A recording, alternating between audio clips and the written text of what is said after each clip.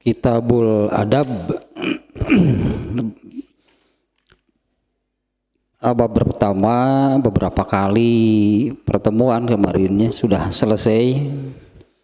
Yang terakhir kemarin membahas bab pertama ini, makna hadisnya hanya terlepas dari Imam Al-Bukhari menempatkan hadis ini dalam bab birrul walidain, itu intinya ya. Makna hadisnya secara umum tentang berat ini ya, tentang ketetapan Allah.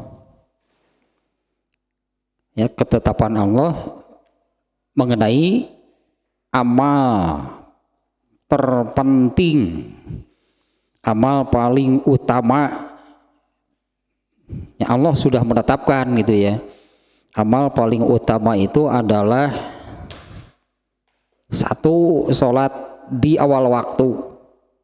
Ini tidak ada yang lebih penting dari ini, artinya ya ini amal pokok, amal terpenting, amal paling utama manusia selama di dunia itu adalah sholat di awal waktu. Kemudian kan urutannya ketika ditanya lagi setelah itu apa? Birrul walidain, ya, berbakti, bahasa kitanya yang menghormati, berbakti kepada orang tua. Setelah itu apa? Jihad fisabilillah. Itu kan kemarin ya isi hadisnya. Ketika Rasulullah SAW ditanya amal apa yang paling utama, amal pokok, amal terpenting. Nah, jawaban Rasulullah SAW urutannya seperti barusan. Yang pertama disebut itu adalah sholat di awal waktu. Setelah itu sholat birrul walidain, yang berbakti kepada orang tua. Setelah itu jihad fisabilillah. Ini ketetapan dari Allah kan. Allah sudah menetapkan demikian. Nah, artinya kan bagi manusia itu kan diwajibkan taat kepada seluruh ketetapan Allah. Ya ini diantaranya nih ketetapan Allah. Ya Allah yang menetapkan demikian gitulah. Nah, sedikitlah tambahannya. Nah, untuk yang makna hadis ini kan ini terlepas dari bab birrul walidainnya. Nah, ketiga amal dengan urutan seperti tadi.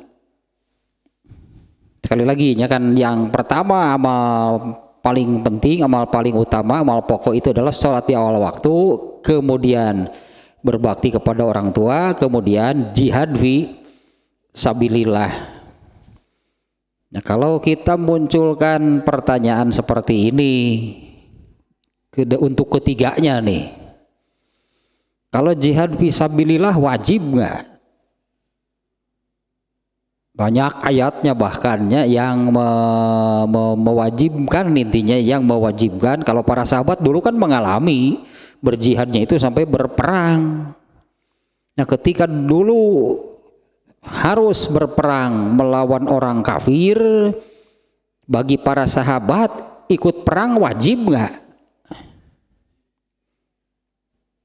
Itu nomor 3 kan. Nah, kemudian yang nomor 2, birrul walidain wajib nggak?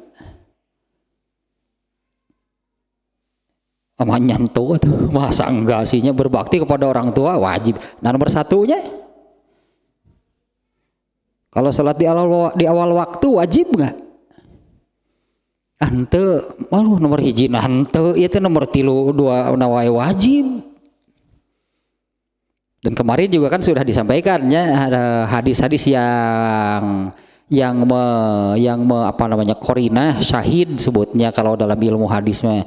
Qarinah syahid yang menunjukkan bahwa sholat di awal waktu itu wajib.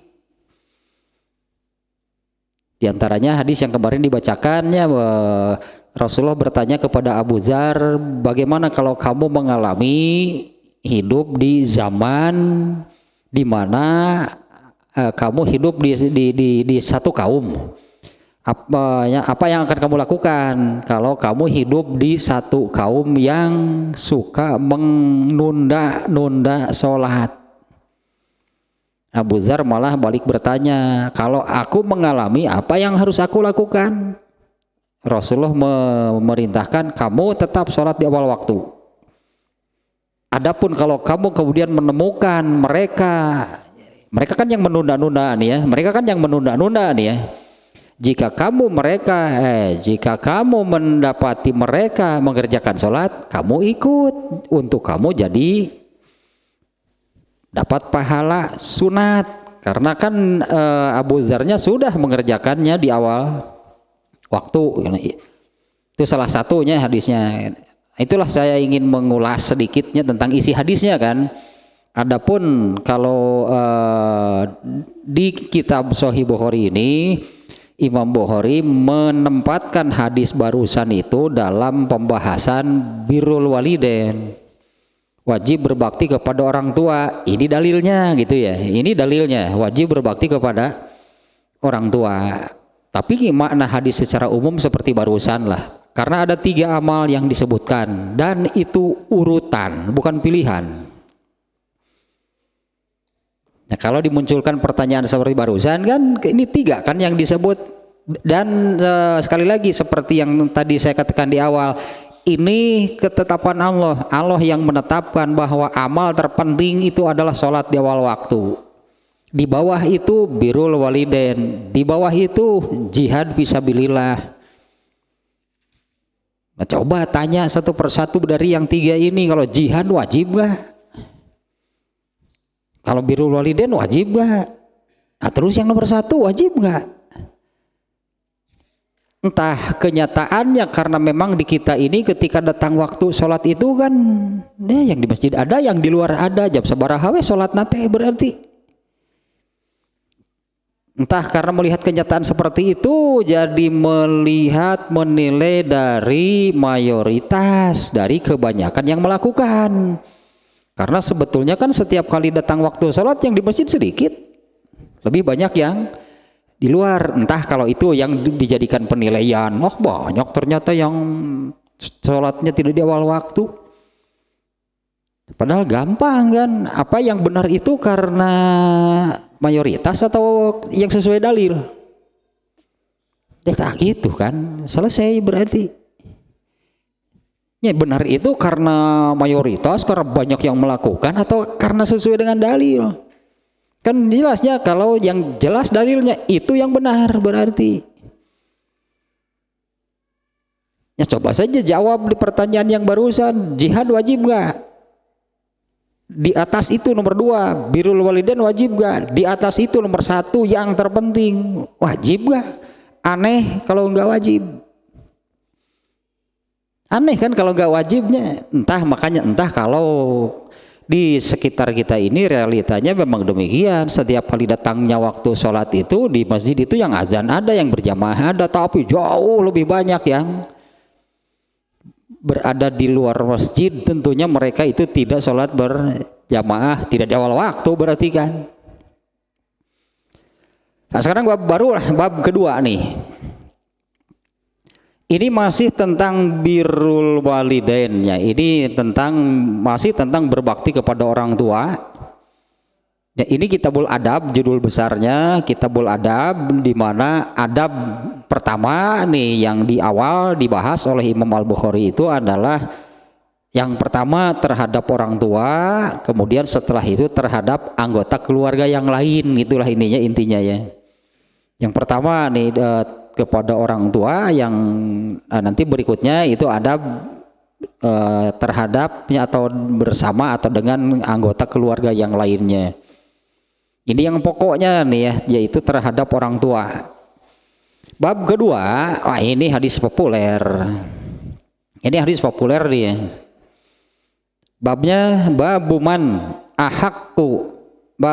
ahaqqun nasi bihusnis suhbah. Bab siapa yang paling berhak mendapat perlakuan paling baik, kurang lebih seperti itulah ya. Siapa yang paling berhak mendapat perlakuan paling baik? Hadisnya dulu nih. An Abi Hurairah radhiyallahu anhu qala, kana rajulun ila Rasulillahi sallallahu alaihi wasallam faqala ya Rasulullah man ahaqqu bi husni sahabati qala ummuka qala summa man qala ummuka qala summa man qala ummuka qala summa man qala summa abuka.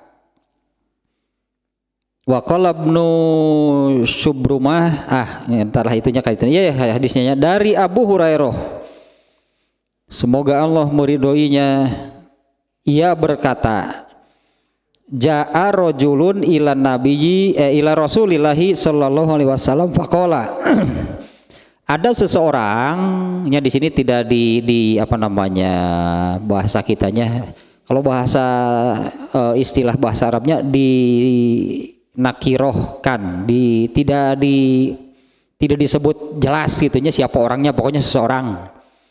Ya, datang seseorang kepada Rasulullah sallallahu alaihi wasallam, kemudian dia bertanya, wahai Rasulullah, siapa yang paling berhak untuk aku perlakukan dengan atau yang siapa yang paling berhak untuk aku perlakukan yang terbaik? Itulahnya terjemahannya nih ya, siapa yang paling berhak untuk aku perlakukan dengan perlakuan yang paling baiknya, yang terbaik? Beliau menjawab ibumu. Kemudian orang itu bertanya lagi, setelah itu siapa? Rasulullah menjawab yang kedua kalinya, ibumu. Kemudian siapa? Yang ketiga kali, ibumu. Berarti Rasulullah menyebut tiga nih. Ya, ibumu ketika ditanya yang kedua, setelah itu siapa? Ibumu. Setelah itu siapa? Ibumu, tetap yang ketiga. Kemudian yang keempat kalinya orang itu bertanya, kemudian siapa? Baru Rasulullah menyebut setelah itu bapakmu. Nah, hadisnya sampai di situnya, lafaz hadisnya. Ini hadis cukup populer gitunya ya, cukup terkenal, cukup populer. Banyaklah yang mengungkap, yang menyebutnya, yang menerangkan hadis ini. Ini bagian bukan bagian, berarti kan masih lanjutannya. Bab pertama itu kan birrul walidain, walidain dua berarti ibu dan bapak. Wajib hukumnya tadi kan, birrul walidain itu wajib. Nah, tapi ternyata dibedakan antara, ya ini hadisnya jelas gitu, siapa orang yang paling berhak aku perlakukan dengan perlakuan yang terbaik. Rasulullah menjawab ibumu sampai tiga, karena ditanya setelah itu siapa, tetap hanya sampai tiga kali, ibumu, ibumu, ibumu. Yang keempat baru bapakmu. Nah, sudah kumaha dah kasih ibu kepada beta. Tak terhingga sepanjang masa. Kita kasih ibu begitu, tak hanya memberi, tak harap kembali. Tuh minta pemulangan, tuh minta pemulangan. Nah, sekarang penjelasannya nih ya. Kalau hadisnya saya kira cukup jelasnya. Rasulullah menyebut ibumu, ibumu, ibumu. Setelah ditanya yang keempat kali kan baru bapakmu. Nah, ini penjelasannya nih ya. Apa namanya bahasa kitanya ya? Ketetapan gitulah, berdasarkan redaksi hadis yang demikian tadi. Nah, maka ketetapannya, kesimpulannya bahwa untuk ibu itu berhak, ibu itu berhak mendapatkan 3 kali lipat soal birrunya ya.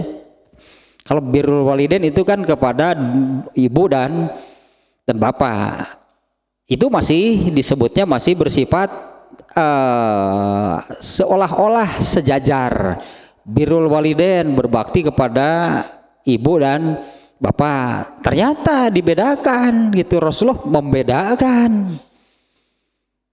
Seorang anak birrul walidain artinya dia kan memperlakukan, kan biru itu kan kemarinnya sudah dijelaskannya apa itu al biru kan. Birrul walidain itu kan al biru kepada ibu dan bapak kan, walidain itu duanya, al biru kepada ibu dan bapak. Itu kalau hanya menyebut seperti itu saja sepertinya kan sepadan, sejajar, seimbang, ternyata beda. Bahwa untuk ibu itu ataunya ibunya berhak mendapatkan 3 kali lipat, berarti perlakuan baik seorang anak terhadap ibu itu harus 3 kali lipat dibandingkan dengan kepada bapaknya. Kalau albirunya sama kepada ibu ya wajib, kepada bapaknya juga wajib. Tapi ternyata ibu berhak mendapatkan lebih, berarti lebih artinya perlakuan yang lebih baik, perhatian yang lebih dibandingkan dengan terhadap bapaknya ya, dengan catatan kan kepada keduanya sama wajib birrul walidain. Tapi perlakuan lah bahasanya apa mungkinnya, perlakuan, pergaulan, rasa hormat, berbaktinya terhadap ibu itu harus 3 kali lipat dibandingkan dengan terhadap bapaknya. Kadang jangan merendahkan bapak nih ya. Jangan merendahkan bapak, karena makanya saya tadi awali al-birru itu kepada keduanya. Ya, al-birru itu kepada kedua, kan birrul walidain itu artinya al-birru teh yang terbaik lah pokoknya. Beramal. Kalau beramal sebetulnya beramal itu untuk dirinya. Ya gitunya, dan yang memberi pahala itu Allah. Amal apapun bentuknya, kalau seseorang beramal itu untuk siapa? Karena untuk dirinya. Hanya amalnya di sini Allah tetapkan melalui itulahnya birrul walidain. Kalau sebetulnya kita beramal itu kaitannya dengan Allah, bukan dengan orang tua. Allah yang memerintah kepada manusia itu birrul walidain. Jadi kalau dia melaksanakan hal seperti itu, dia itu karena taat kepada Allah atau karena orang tuanya? Itu kan yang kemarin yang membedakan antara orang Islam dengan maung alah jauh-jauh teuing kan itu jeung kafir itu. Karena hal ini berbakti kepada orang tua pada asalnya tanpa ajaran Islam pun itu terjadi. Itu kan mengapa orang kafir pun mereka berbakti kepada orang tua. Orang ateis juga sama, karena hal ini merupakan sunatullah, hukum alam mungkin kita menyebutnya. Ya, hukum alam ya memang sudah seperti itulah terjadi. Kalau kemarin kan saya contohkan, ini contoh yang kemarinnya, ada orang kafir yang orang tuanya sakit. Kemudian dia obati berapapun biayanya gitunya dia bayar, bahkan nggak mungkinnya ada yang harus jual ini jual itu jual apa untuk mengobati orang tuanya yang sakit padahal kafir. Ada nggak yang seperti itu? Nah coba tanya kenapa mau mengerjakan seperti itu? Jawabannya ya wajar lah. Paling jawabannya gitu, ya wajar lah kan, orang tua atau ibunya, bapaknya mungkinnya, ya sebutlah yang melahirkan gitu, yang merawat, yang membesarkan, yang menyekolahkan hingga saya sampai seperti ini, pasti itu alasannya. Mulang tarima balas budi, itulahnya itu mulang tarima balas budi. Iya, kalau memang orang tuanya seperti yang dikatakan tadi, melahirkan, membesarkan, merawat, menyekolahkan. Nah, kalau orang tuanya yang tidak melakukan demikian, berhak nggak si anak untuk tidak berbakti kepada orang tuanya? Jangan-jangan ada seseorang yang mengatakan enak aja, ingin itu, ingin ini, minta itu, minta ini, dulu juga aku disia-siakan. Ya artinya ada orang tuanya yang tidak mau mengurus, menyekolahkan, ternyata Allah menakdirkan, andainya tidak diurus, tidak disekolahkan, Allah menakdirkan sukses, dia akan jadi orang sukses. Setelah sukses, ibunya misalnya atau bapaknya yang datang, si anak ini apa berhak mengatakan dulu juga aku disia-siakan? Ulah gitu teh saya contohnya malin kundang anak durhako. Maret si malin kundang anak durhako kan dikutuk oleh ibunya. Iya, bahaya nama jadi batu tewala kayo. Geus dikutuk jadi batu mah ya gitu kan tewala kayo. Padahal dina hatena mah kaduhung gitu ya karena sudah kejadian kan. Ya ini kan apa namanya dongeng kan hanya cerita. Mana ada manusia jadi batu. Itu kan cerita untuk anak-anak sebetulnya ya artinya jangan sekali-kali durhaka terhadap ibu lah, itu isi pelajaran nama. Tapi kan gitu tah akibat dari durhaka mah dikutuk jadi batu teu wala kayo. Jadi geus kitu mah teu bisa minta hampuro. Kan tetap apa di Padang lain eta teh.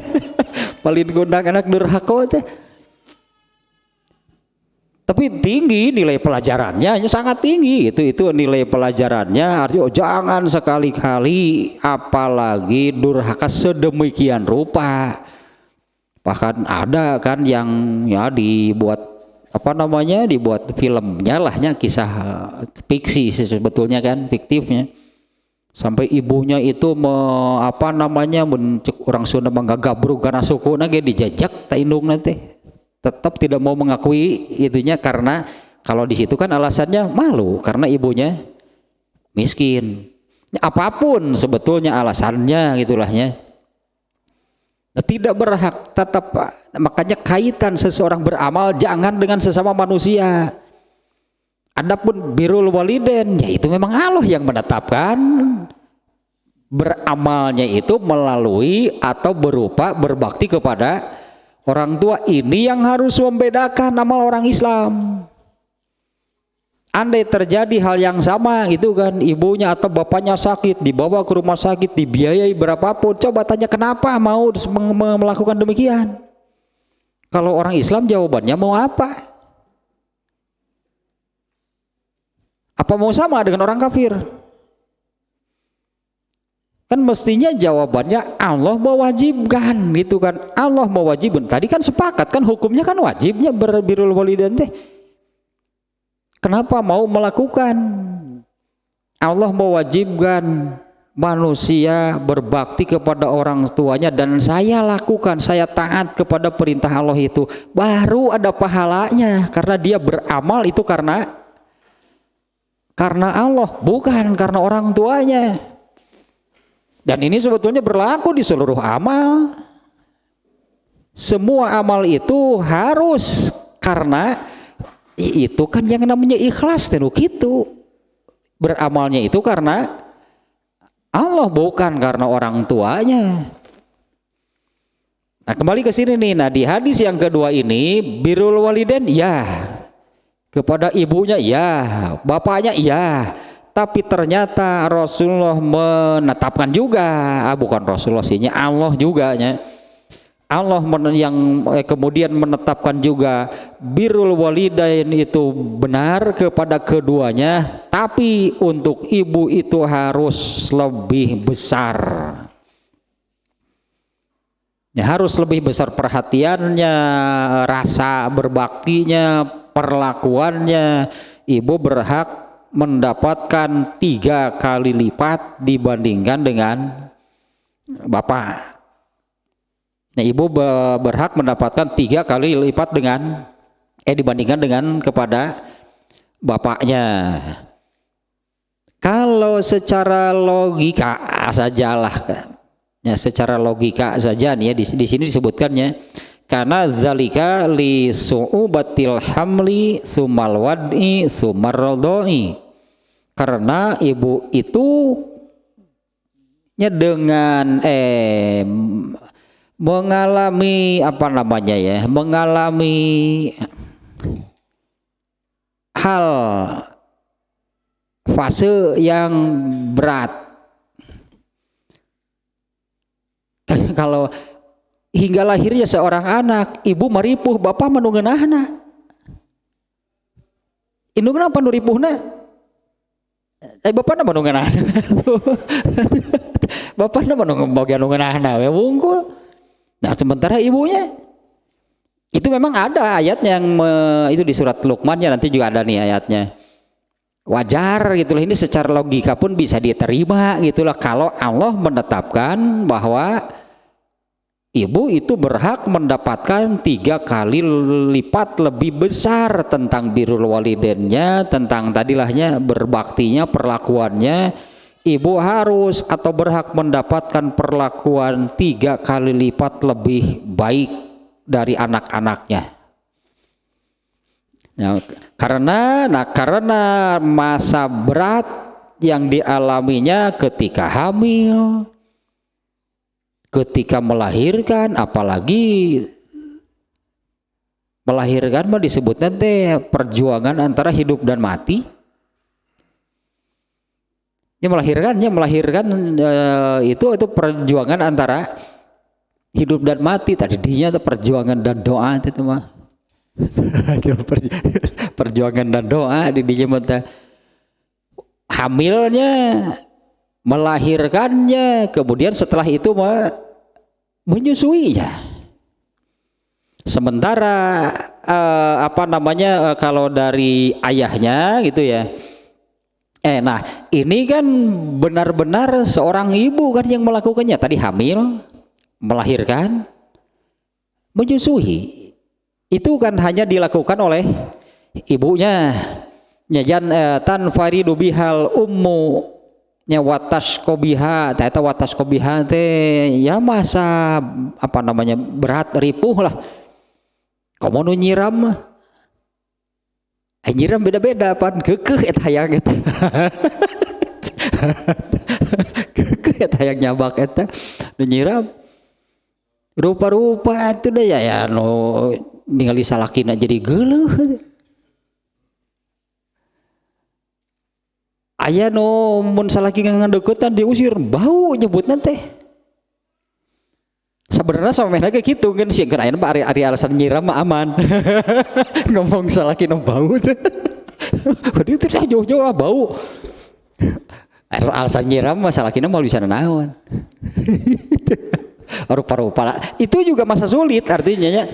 Akan aya nu menyiramna teh teu kana sangu aya. Teu kana sangu kayak Jawa tapi gede.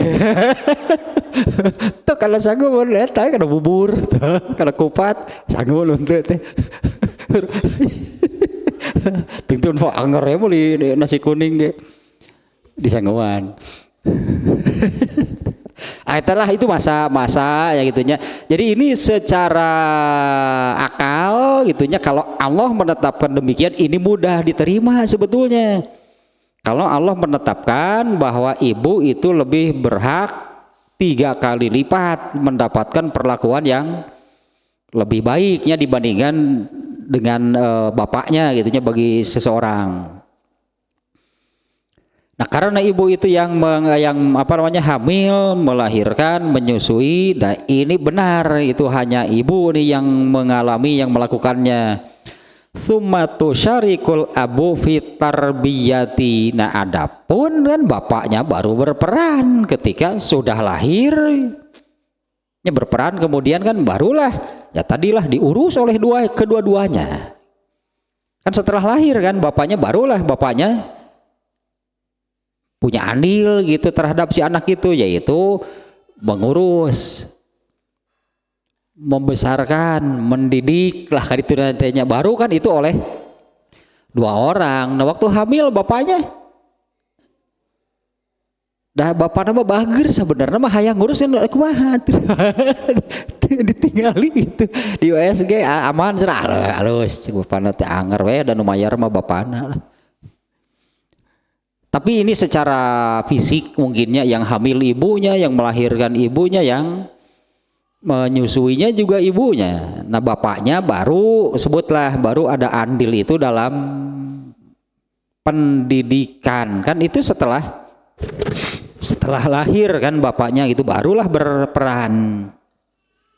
Dan itu pun kan ibunya tetap berperan. Ada guru terbaik bagi anak-anak wah ibunya. Kalau di rumah itunya itu ibunya tuh yang apa namanya guru terbaik mah gitulah untuk anak-anaknya. Salah asuhan salah kita budak nage. Nah, tapi ini kan masalahnya masih di pembahasan di dalam Sahih Bukhari ya, dalam pembahasan tentang ilmu, dalam Kitabul Ilmi lah judul besarnya tanya, artinya tentang ilmu banyak banyak pembahasan di dalamnya. Di antaranya ada pembahasan tentang wajibnya suami menafkahi ilmu istrinya. Atau suami itu wajib gitunya memberi ilmu kepada istrinya. Nah ini yang disebut dengan menafkahi lahir batin. Kan ini tertulis nggak? Saya belum pernah baca sih.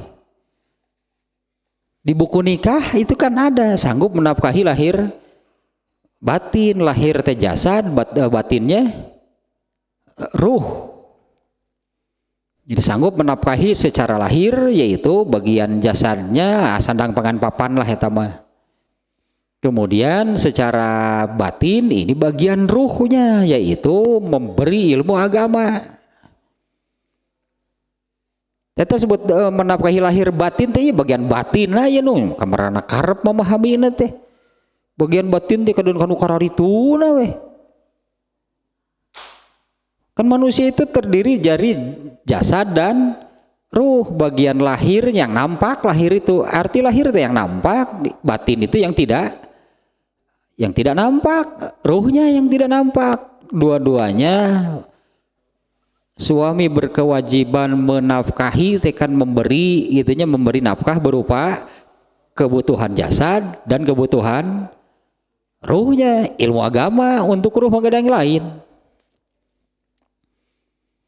Nah nanti seorang ibu juga ini seorang ibu ketika memberi pendidikan di rumah kalau tidak diberi bahan dari suaminya ilmu agama sih gak kumaha ngedidik budakna. Seperti apa nanti dia mendidik anak? Kau mau zaman ayeuna mah ibuna atuh hobi drakor eta mangaruhan geura sok bakal diajarkeun. Ya ibuna teh gitu ya nonton sinetron, drakor, telenovela nu diajarkan ya pasti itu kan masuk biar bagaimanapun itu akan masuk menjadi khuluq kalau dalam tahdzibul akhlak mah. Itulah yang membentuk seorang ibu dari hal-hal seperti itu nu diajarkan. Nah pasti nu eta beda jeung ibu-ibu nu sok ngaji sok diajarkeun naon. Manya ngajarkeun drakor apal ge henteu meureun drakor teh naon sih drakor teh bener gitu teh. Ucuk eta geuna drakor naon sih itu drakor teh. Nah kembali lagi ke sini nih ya. Jadi Allah menetapkan tadinya ibu itu berhak bagi anaknya jadi harus, artinya ya ibunya berhak bagi anaknya ini menjadi kewajiban yaitu mendapatkan perlakuan 3 kali lipatnya lebih baik dari anaknya dengan perlakuan terhadap bapaknya.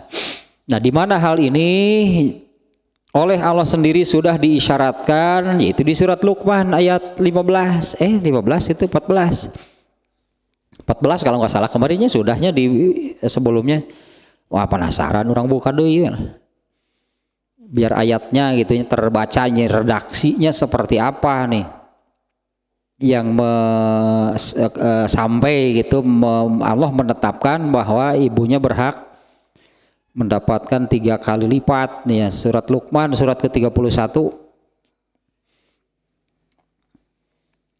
Nah, ini ayat ke-14-nya ya. Wa wassoinal insana biwalidayhi, dan kami wajibkan manusia.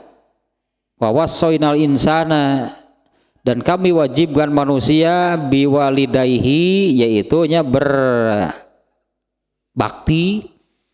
menghormati itunya kedua orang tuanya.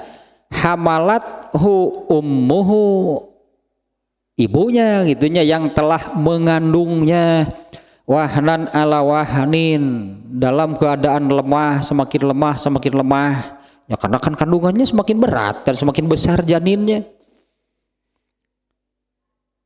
Can naikna eta teh nu hamil minimal 15 kilo eta teh.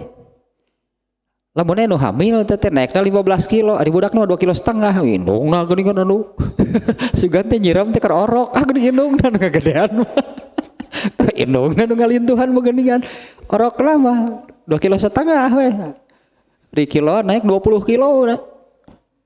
Dipika ngajegir kieu teh sugan teh keur orok, alasan we mun hayang nanaon teh pan ayeuna mah keur duaan. Biasa nu meuli sebelak sampai sapiring ge ayeuna mah.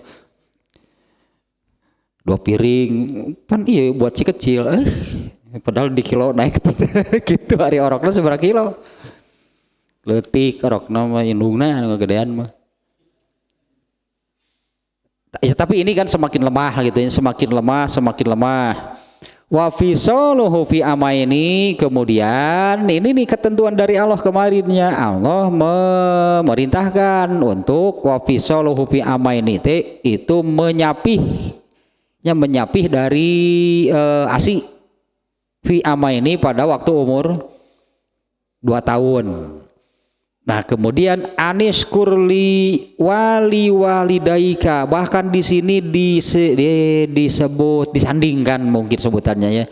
Nah, Allah menyandingkan di sini anis kurli, agar manusia itu bersyukur kepadaku, wali walidaika, dan juga kepada kedua orang tuanya. Bersyukur kepadaku juga bersyukur kepada orang tuanya. Ilayal masir, hanya kepadaku lah kalian kembali. Wa in jahadaka ala antusyrika bi, tapi jika keduanya itu mengajak untuk menyekutukanku, artinya untuk mendurhakai Allah gitulahnya. Tapi jika keduanya itu memaksa bahkannya untuk mendurhakaiku, memusyrikanku, malaisa laka bihi ilmun, dengan sesuatu yang kamu sendiri tidak punya ilmunya, kamu sendiri tidak mengerti mengapa orang tuanya mengajak demikian. Fala tuti'huma, jangan ditaati keduanya. Kalau keduanya itu menyuruh, memerintah, mengajak, memaksa bahkan untuk mendurhakai Allah, maka jangan diikuti. Nah, artinya kan kita tidak, kalau dalam hal ini anggaplah seseorang tidak mau taat kepada orang tuanya karena orang tuanya mengajak, menyuruh, mengajarkan, itulahnya durhaka kepada Allah. Allah yang memerintah, jangan diikuti. Yang ditaati mau siapa? Mau mengikuti orang tuanya yang mengajak durhaka kepada Allah, atau mau melaksanakan perintah Allah? Jangan diikuti. Artinya kan berbuat baik kepada orang tuanya karena Allah. Kalau kemudian dia tidak mau melaksanakan, menaati ajakan perintah orang tuanya, karena Allah juga karena Allah yang melarang untuk menaati keduanya. Jika keduanya itu gitunya mengajak berbuat durhaka kepada Allah. Wa in jahadaka ala an tusyrika bi, jika keduanya itu memaksa kalian untuk menyekutukanku, ma laisa laka bihi ilmun, dengan sesuatu yang kamu sendiri tidak paham, tidak punya ilmunya, tidak mengerti. Fala tutihuma, maka jangan ditaati keduanya. Wa sahibhuma fid dunya ma'rufan, tapi meskipun demikian, ini yang sangat jelas adalah kalau ada yang seseorang ini beragama Islam tapi orang tuanya kafir. Misalnya di satu keluarga lalu anaknya masuk Islam, nah si anak ini yang urusan agama tidak boleh lagi menaati mereka, urusan agamanya tidak boleh lagi menaati mereka, apapun ajakannya, perintahnya, suruhannya, meskipun sampai memaksa. Tapi di luar itu, di luar urusan agama, wa sahibuhuma fid dunya ma'rufa, tetaplah perlakukan mereka itu selama di dunia dengan baik. Meskipun kafir artinya kan, atau kalau bukan kafirnya gitu ngenitana tidak doraka we kolot teh gitu. Ya hanya memerintah gitunya kedurhakaan ke komo gitu lah jeung salat sagala asal bagur we atuh. Aduh eta kolot ka budakna lain ngajarkeun salat. Malah ada yang mengatakan demikian, yang salat segala itu asal bagur we jadi jelema mah. Tah eta diantaranya harus bagaimana? Salat ulah, ikuti jangan apa yang dikatakan oleh orang tuanya. Jika misalnya seperti itu, ya fala tutihuma, jangan ditaati keduanya. Tapi di luar alhamdulillah. Tapi di luar urusan agama, wa sahibuhuma fid dunya ma'rufa, tetaplah perlakukan keduanya itu dengan baik. Wa tabi sabila man anaba ilayya, ikutilah jalan yang menuju kepadaku. Summa ilayya marji'ukum, karena kemudian hanya kepadaku lah tempat kembali kalian. Fa unabbiukum bima kuntum ta'malun, dan aku akan ungkap seluruh apa yang telah kamu amalkan. Itulahnya, tapi yang di awal tadi sebetulnya ya, yang menyebutkan mengandung kan, kemudian melahirkan, lalu menyusui, dan Allah menetapkan menyusui itu selama 2 tahun. Setelah itu harus disapih. Ya, harus dihentikan gitunya dari ASI. Nah kembali lagi ke sini, nah itu diantara dalilnya ya, atau yang kita mudah gitu artinya bisa menerima mengapa Allah menetapkan bahwa ibu itu berhak mendapatkan perlakuan 3 kali lipat lebih baik daripada bapak. Nah kemudian nih catatan lain nih, maka baik berupa ayat ataupun berupa Quran. Kalau hadis kan lebih jelasnya sampai 3 kali disebut, yang keempat baru bapaknya. Kalau di ayat Qurannya dengan ayat seperti tadi kan menyebut bapak secara khusus, tapi kedua orang tua, karena ibunya yang mengandung, kemudian ibunya yang menyusui, sampai Allah perintahkan hentikan menyusuinya sampai usia 2 tahun. Ini kan ibu kan yang disebut. Di hadis pun itu 3 kali Rasulullah menyebut ibumu, baru yang keempat bapaknya. Nah maka sesuai sejalan lah itunya apa yang ditetapkan oleh Al-Quran itu kemudian dijelaskan, ditegaskan oleh Rasulullah SAW di dalam hadis ini. Sehingga disimpulkan seperti yang tadi, bahwa ibu berhak mendapatkan 3 kali lipat lebih baik. Sama artinya sejalan ya antara Al-Quran dan hadis dalam hal wasiat. Nah kemudian satu lagi nih catatan, bahwa hadis ini lafadznya banyak, beragam redaksi hadisnya ya, tapi intinya sama. Ibu disebut 3 kali, kemudian bapaknya. Ada banyak redaksinya tentang hadis ini. Di antaranya juga ada yang menggunakan, kalau di ayatnya tadi kan wa wassoinal insana, itu ya tadi ayatnya kan ayat 14 awalnya wa wassoinal insana, kami wasiatkan, yang maksudnya wajib, kami wajibkan, wassoina teh kami wajibkan, mun ditanya hukumnya teh wajib teh ya apaan ayatnya gitu, wa wassoina teh wajib, eta teh kami wajibkan, kami wasiatkan teh. Ada juga hadis-hadis yang redaksinya ya menggunakan katanya itu sama, yaitu menggunakan wasiat. Mana atunya geus dicirian teh yang kata-katanya seperti itunya menggunakan kata wasiat. Nantilah di belakang nih. Lanjutkan lagi nih. Imam Al-Qurtubi. Ya, Imam Al-Qurtubi itu angkatan tabi'in. Dia menulis tafsir, ya judulnya nyebutnya tafsir Al-Qurtubi. Ya, dia diantaranya memberikan statement seperti ini nih tentang masalah ini. Al-muradu annal umma tastahiqu alal waladi al-hazzul awfaro minal birri. Yang dimaksud adalah sesungguhnya ibu itu berhak dia mendapatkan dari anaknya, ini bahasanya sampai ini nih, al-hazzul awfaru, kebahagiaan yang sempurna.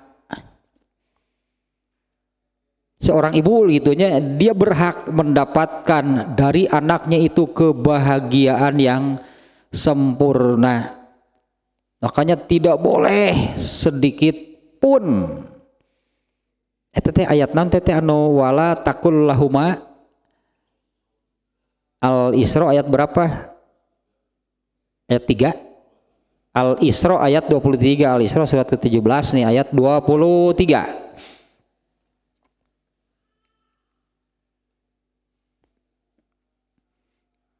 Wa qada rabbuka alla ta'budu illa iyyahu. Nah ini nih wa qada, dan Allah sudah qada tanya qada dan qadarnya, qada ketetapan menetapkan. Wa qada rabbuka alla ta'budu illa iyyahu, dan Allah sudah menetapkan bahwa kalian tidak boleh, dilarang, tidak boleh menyembah kecuali Dia, kecuali Allah. Wabil walidaini ihsanan. Dan Allah tetapkan juga bahwa manusia itu wajib berbakti kepada kedua orang tuanya. Kebetulan nih ayat ini nih ya. Imma yablughanna indakal kibaro ahaduhuma aw kilahuma fala taqul lahuma uffin. Ada ayatnya uffin kumaha tuh. Wala tanharhuma wa qul lahuma qaulan karima.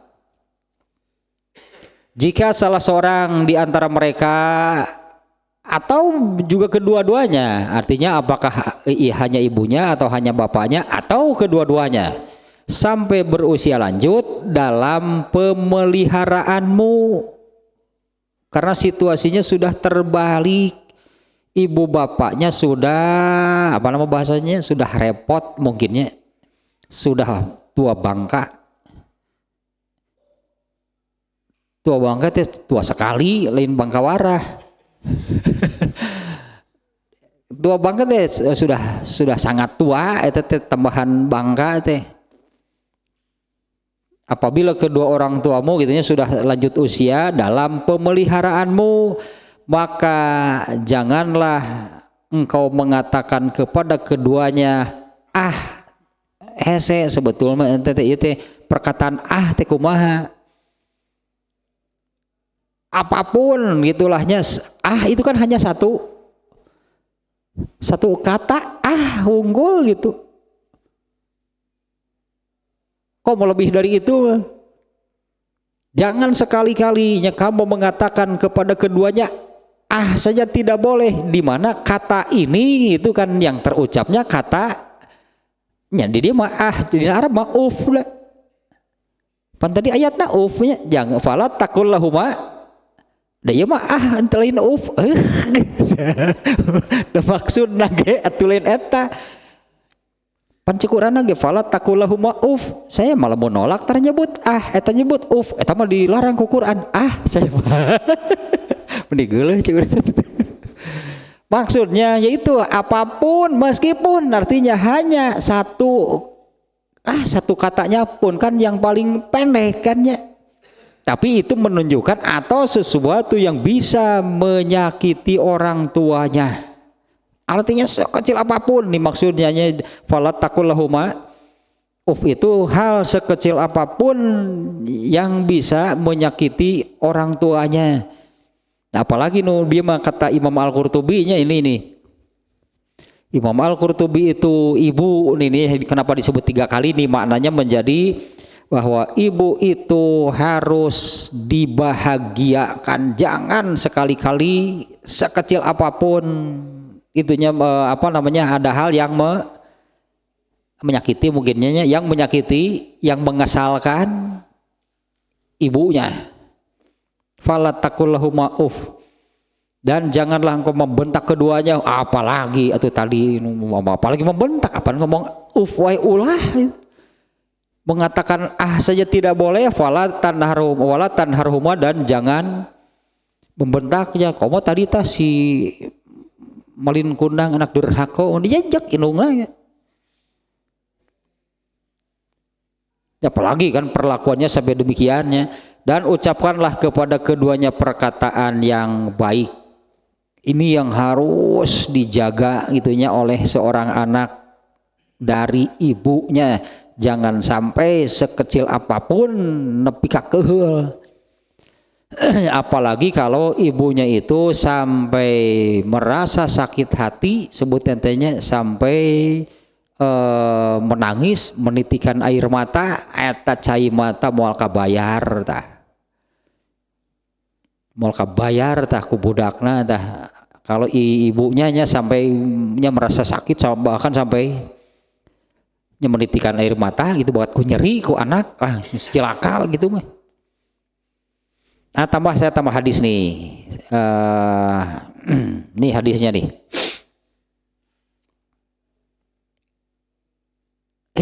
Iya mah unggal geus dicirian leungit teh. Cirina sih nu leungit teh eta dengan cirina teu kapanggih teh. Ari hadisna mun cirina geus kapanggih mah da. Sebentar nih jadi harus dicari lagi ulang nih.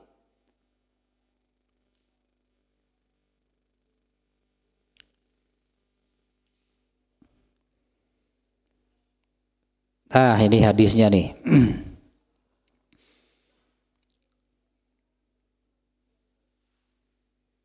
Irtaqon nabiyyu an Anasin, hadisnya melalui Anas bin Maliknya radhiyallahu anhu nih. Irtaqon nabiyyu sallallahu alaihi wasallam alal minbari darajatan. Wah, kalau naik mimbar mah urusan serius berarti. Karena kan Rasul sering kan menyampaikan ilmu kan biasa we dimanapun kan Rasulullah menyampaikan ilmu. Tapi kalau sudah naik mimbar, wah ini ada apa nih menyampaikannya dari atas mimbar ini Rasulullah nih. Tentu hal besar, hal penting dia. Irtaqon Nabi sallallahu alaihi wasallam alal minbari darajatan. Nabi sallallahu alaihi wasallam naik mimbar faqala amin. Sumartaqo naik lagi beberapa tingkat karena mimbar Nabi itu tingginya ada anak tangganya. Kemudian naik lagi semakin tinggi. Kemudian yang kedua kalinya mengucapkan amin. Kemudian yang ketiga kalinya Rasulullah sumartaqo salisata faqala amin. Sumastawa fajalasa. Kemudian Rasulullah duduk di atas mimbar itu. Faqala ashabuhu. Kemudian Rasulullah para sahabat bertanya kepada para sahabat, alama amanta. Kenapa Rasulullah tadi mengucapkan amin, naik lagi sedikit, amin, naik lagi sedikit. Amin gitunya ini nih para sahabat menanyakan itu kenapa Rasulullah melakukan demikian. Qala, nah Rasulullah menjawab atani Jibrilu faqala. telah datang malaikat Jibril kepadaku, kemudian ia berkata, Rogima an fumriin zukir ta indahu falam yusolli alaik. Ini kata-kata Jibril nih. Celakalah orang yang jika kamu disebut di dekatnya, di sisinya, jika kamu disebut, kemudian orang yang mendengarnya atau yang, kalau kita sedang baca gitu kan, misalnya kita sedang membaca lalu bertemu dengan kata Rasulullah, kata Nabi Muhammad, siapapun ya, kata apapun yang dimaksud adalah beliaunya Rasulullah SAW. Celakalah orang yang apabila kamu disebut kemudian dia tidak bersolawat kepada kamu. Celakalah orang yang apabila kamu disebut lalu orang yang mendengar atau membaca atau yang mengucapkannya sendiri gitunya tidak bersolawat. Satu, itu amin yang pertama.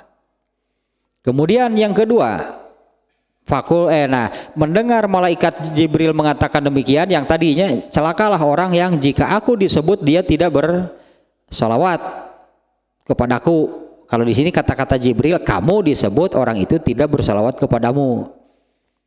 Nah, Rasulullah mengucapkan amin, kata Rasulullah. Kemudian yang kedua, rogima an fumriin adroka abawaihi falam yadkhulil jannata. Nah, ini yang terkait dengan birrul walidainnya yang ini.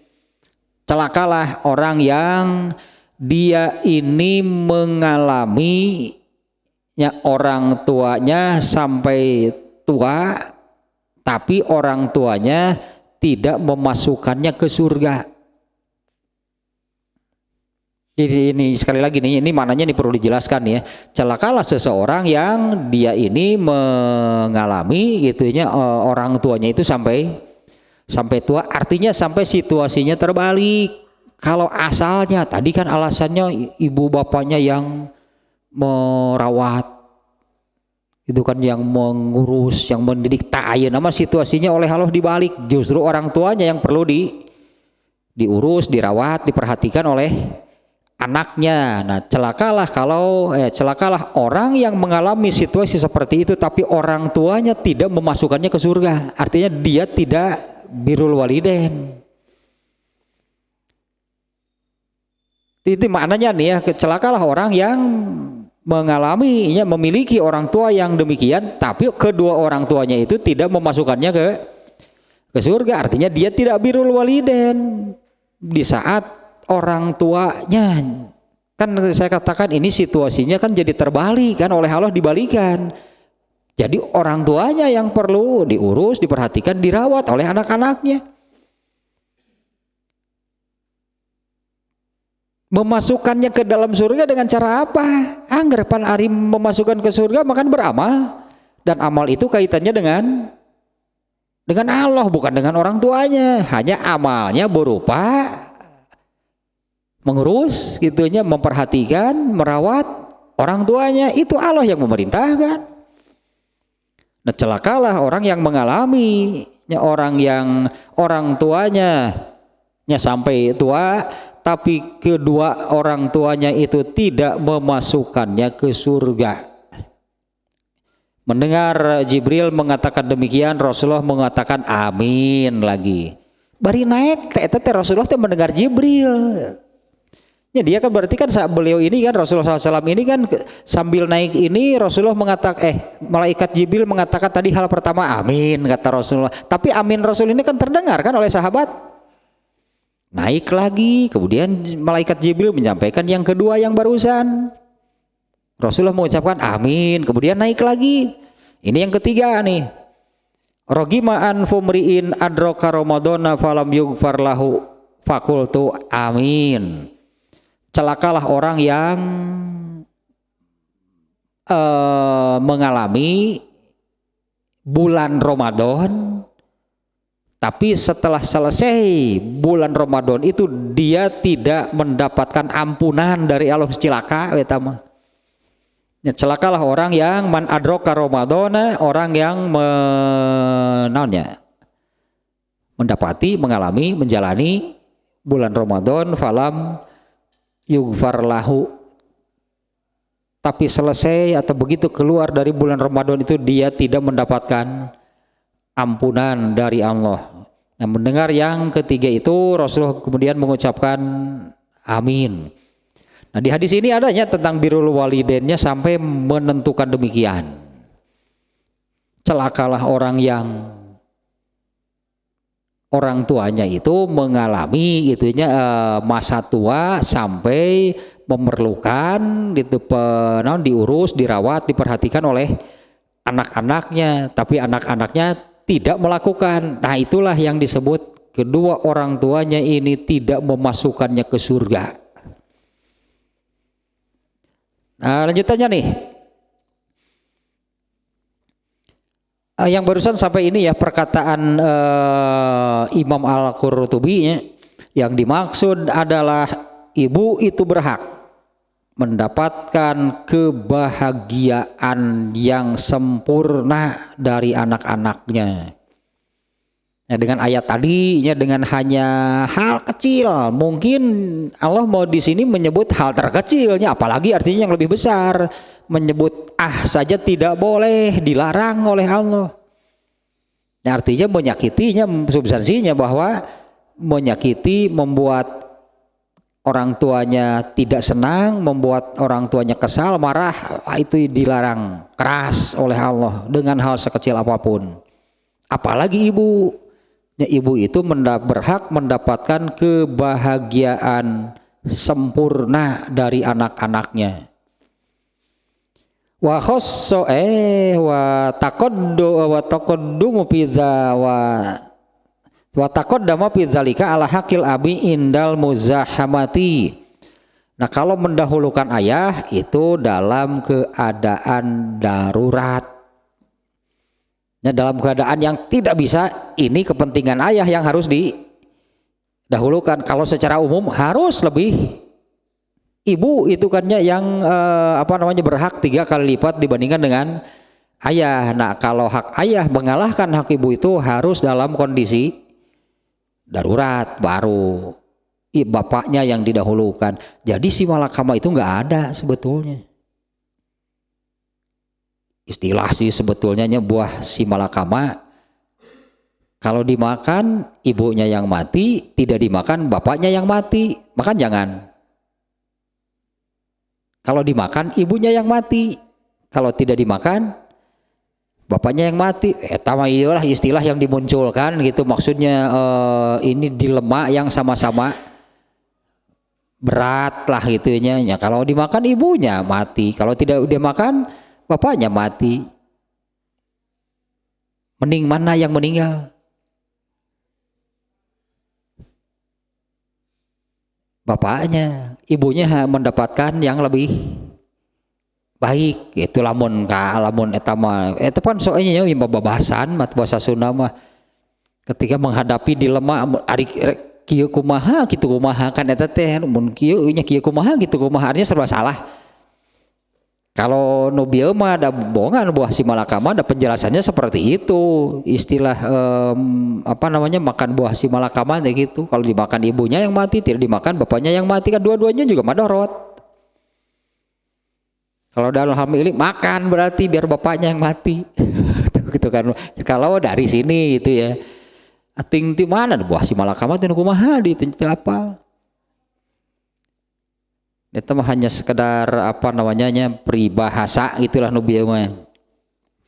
Jadi sangat jelas, hadisnya sudah sangat jelasnya bahwa ibu itu berhak mendapatkan 3 kali lipat. Nah, sekarang hadis lainnya yang mendukung lah gitunya hadis pokok yang diriwayatkan oleh Imam Bukhari ini. Nah, ada hadis tentang yang menunjukkan mendahulukan ibunya di dalam hal birrul walidain, yaitu hadis riwayat Ahmad, di sini disebutkannya An-Nasai, kemudian Al-Hakim. Hadisnya melalui Aisyah radhiyallahu anha, Beliau berkata, dia berkata, sa'altun nabiyya sallallahu alaihi wasallam ayyun nasi a'zamu haqqan alal mar'ah. Ini sering nih jadi pertanyaan. Ternyata ada hadisnya. Ya, ada reaksi hadisnya menunjukkan langsung jadi jawaban gitu ya. Yang ini nih baru-baru ini juga nih ada obrolan pertanyaan yang ternyata ini jawabannya nih hadis ini nih. Kata Aisyah, aku bertanya kepada Nabi Shallallahu Alaihi Wasallam, siapa yang paling besar haknya bagi seorang perempuan? Diterjemah itu menjadi hese nih. Untuk seorang perempuan, artinya untuk seorang perempuan, siapa yang paling siapa yang paling harus diperlakukan dengan perlakuan terbaik? Sekali lagi ini ya, bagi seorang perempuan, untuk seorang perempuan gitu, siapa yang harus dia perlakukan dengan perlakuan yang terbaik? Rasulullah SAW menjawab, zaujuha, suaminya.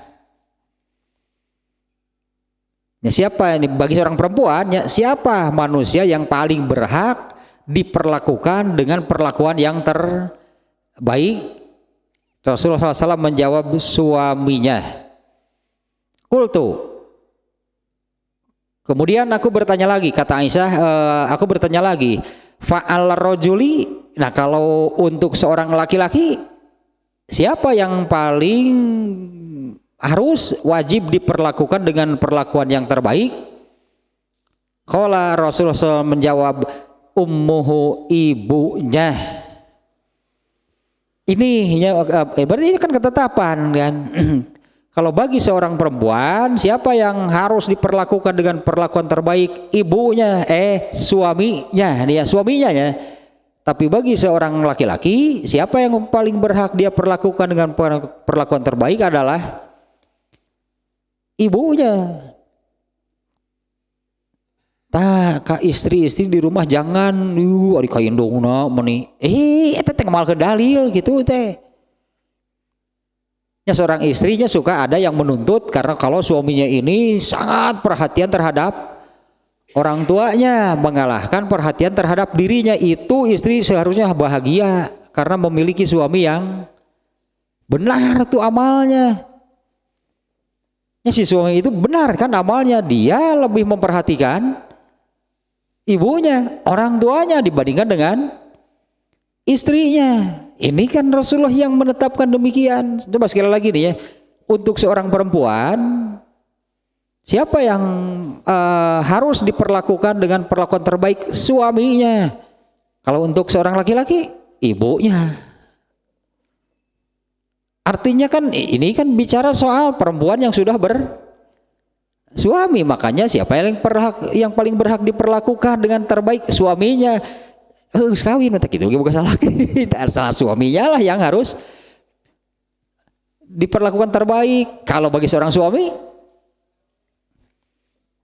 Rasul menjawab ibunya. Satu lagi ini hadisnya yang terakhir nih. Satu lagi yang menunjukkannya bahwa ibu itu harus tadi berhak mendapatkan perlakuan lebih dari bapak. Hadis riwayat siapa di sini riwayat wa yu'ayyidu taqdimal ummi hadisi Amr bin Syu'aib an abihi an jadihi annam ra'atan qalat. Iya.